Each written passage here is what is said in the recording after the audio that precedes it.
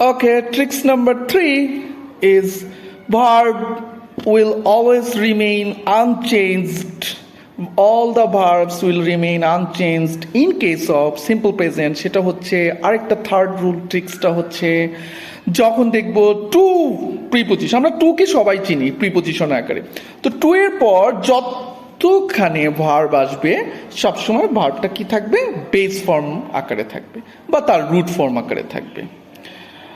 তো টু ভার্বের সবসময় বেস ফর্ম আকারে থাকবে। একটি এক্সেপশন বলে দিই, সেটা হচ্ছে with a view to, look forward to. Fresh preposition আকারে যখন টু আসবে, টু এর ব্যবহার আসবে, সেক্ষেত্রে টু এর পর ভার্বের সাথে আইএনজি। এছাড়া আপনি নির্দ্বিধায় যত জায়গায় দেখবেন টু আছে, টু এর পর ভার্ব সবসময় কি থাকবে, আনচেঞ্জ থাকবে। টু এর পর ভার্বটা কি থাকবে, একদম কোনো কিছু করতে হবে না, আপনার ভার্বটা নিয়ে কোনো চিন্তাই করতে হবে না। I want to read, I want to play, I want to sleep now, I want to write, I want to talk, আমি কথা বলতে চাই, I want to go। দেখেন টু এর পর আমি কি করছি, গো গোই থাকছে, টক টকই থাকছে, রিড রিডই থাকছে।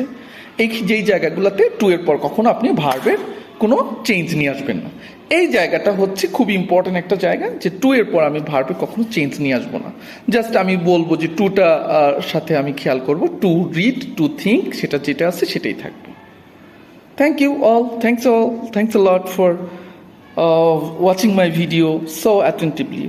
Love to all of you. Thank you. Okay, fine. Hello, dear viewers, and my dear, most importantly, all of my dear listeners and all of the learners.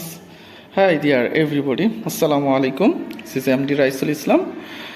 আজকে আমি টু এর সাথে যে কথা বলছিলাম একটু টু নিয়ে, টু এর পর ভার্বের কোনো ভার্ব রুট ফর্ম আকারে থাকবে। টু এর একটা মজার ইন্টারেস্টিং ফ্যাক্ট হচ্ছে টু আমাদের কথা বলার ক্ষেত্রে অনেক জায়গায় এবং লেখার ক্ষেত্রে অনেক বিশেষ একটা ভূমিকা রাখে। টু কিন্তু আমরা জানি টু এর একটা চমৎকার ব্যবহার যদি কেউ জানি, তাহলে ইংলিশে কথা বলা বা লিখতে পারা, ধরতে পারা অনেক সহজ হবে। টু তে প্রতি, কাছে অর্থে বসে। তো ভার্বের সাথে যখনই সে বসবে তখন তে অর্থে বসবে। যেমন ধরেন আপনি লিখতে চান, ফাইন, আমি চাই বলতে পারি আমি আই ওয়ান্ট। ওকে, আমি কি করতে চাই সেটার সাথে যে কাজটা করব সেটার সাথে টু চুকে একটা তেটা বলে দিব। আই ওয়ান্ট টু রিড, আমি পড়তে চাই। আমি লিখতে চাই, fine, I want to right.